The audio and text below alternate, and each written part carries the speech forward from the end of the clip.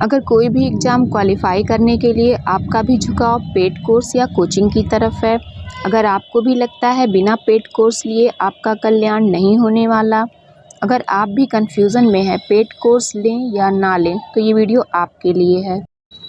Hello friends, welcome to हाला vlogs. अगर अभी तक आपने वीडियो को लाइक नहीं किया है तो प्लीज़ लाइक कर दीजिए। चैनल पर नए हैं तो चैनल को सब्सक्राइब कर लीजिए और बेल आइकन को भी प्रेस कर दीजिए ताकि मेरे आने वाले वीडियोज़ की नोटिफिकेशन आप तक पहुंच सके। और प्लीज़ वीडियो को पूरा देखा करिए, स्किप मत किया करिए। अब आते हैं मेन टॉपिक पर। बहुत सारे ऐसे एस्पायरेंट होते हैं जिन्हें लगता है सक्सेस होने के लिए कोचिंग ज़रूरी है। अगर उनकी फाइनेंशियल कंडीशन अच्छी नहीं होती है या अदर रीज़न की वजह से वो कोई कोचिंग ज्वाइन नहीं कर पाते हैं, तो उन्हें लगता है जिसने कोचिंग ज्वाइन किया है वो उनसे बेटर कंडीशन में है, उनके सक्सेस होने के चांसेस ज़्यादा हैं क्योंकि उन्होंने कोचिंग लिया है। वो किसी के गाइडेंस में तैयारी कर रहे हैं और मैं सेल्फ़ स्टडी कर रहा हूँ या कर रही हूँ, मैं उनसे बेटर परफॉर्मेंस कैसे कर पाऊँगा या कर पाऊँगी। कोचिंग को लेकर बहुत सारे लोगों के मन में ये भ्रम रहता है कि अगर वो कोचिंग ज्वाइन कर लेंगे तो निश्चित रूप से उन्हें सफलता मिल ही जाए। हाँ, ये भ्रम ही है कि कोचिंग आपको सफलता दिलाएगी, क्योंकि जब आप कोचिंग ज्वाइन करते हैं तो आप पूरी तरह से कोचिंग पर ही डिपेंड हो जाते हैं।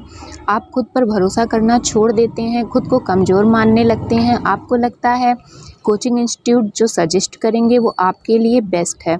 मैं यहाँ पर एक बात क्लियर कर दूँ कि मैं किसी कोचिंग इंस्टीट्यूट के ख़िलाफ़ नहीं हूँ, क्योंकि मैं खुद कोचिंग में ज्वाइन की थी। ये सही बात है कि कोचिंग आपको एक गाइडेंस देते हैं, स्टडी मटेरियल प्रोवाइड कराते हैं, आपके प्रॉब्लम को काफ़ी हद तक सॉल्व भी करते हैं। मैं यहाँ बस इतना कहना चाहती हूँ कि सबसे पहले आपको खुद पर भरोसा करना चाहिए। आप अपने लिए जो प्लान करेंगे, जो खुद के लिए आप स्ट्रेटजी बनाएंगे, वो बेस्ट होगा, क्योंकि आपसे बेहतर आपको कोई नहीं जानता। कोचिंग का रोल बस इतना है कि वो आपको एक दिशा देते हैं, चलना तो आपको ही पड़ेगा। बिना कठिन परिश्रम के आप सक्सेस नहीं हो सकते। मैं यहाँ एक रियल एग्जांपल से प्रूव भी कर दूँगी कि सक्सेस होने के लिए इच्छा शक्ति और जुनून से बढ़कर किसी चीज़ की ज़रूरत नहीं। हमारे जान पहचान में एक लड़की है जो एम्बिशियस थी, जिसे पढ़ने का शौक़ था, जो अपनी खुद की पहचान बनाना चाहती थी, लेकिन उनके फादर नहीं थे, ना ही उनका कोई भाई था, सिर्फ बहनें ही थीं।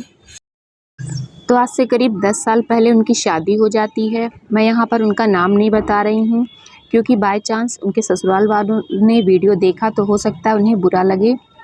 तो शादी के बाद वो एक आइडियल बहू तो बन जाती हैं, पर वो अपने सपने को मरने नहीं देती हैं। घर के काम के बाद जब भी उन्हें टाइम मिलता तो वे उसे स्टडी को डिवोट कर देती।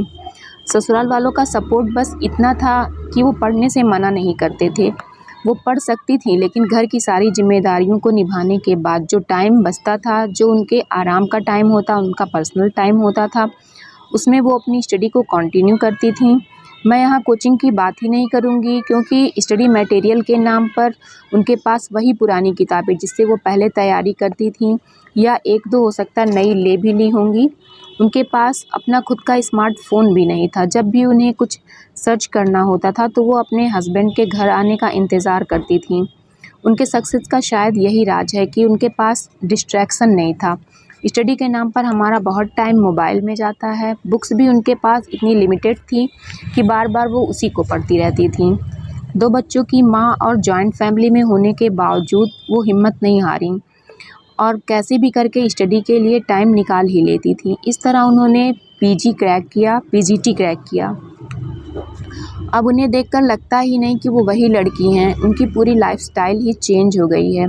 ससुराल में उनका सम्मान और बढ़ गया है, क्योंकि उन्होंने बिना अपनी जिम्मेदारियों से मुंह मोड़े अपने सपने को भी साकार किया है। और ये सब उनके अपने सपने के प्रति समर्पण और कठिन परिश्रम के कारण ही संभव हो पाया है। अगर आप में कुछ करने का जज्बा है तो कोई भी परेशानी या किसी चीज़ का अभाव आपका रास्ता नहीं रोक सकती। ज़रूरत है तो बस खुद पर यकीन करने की।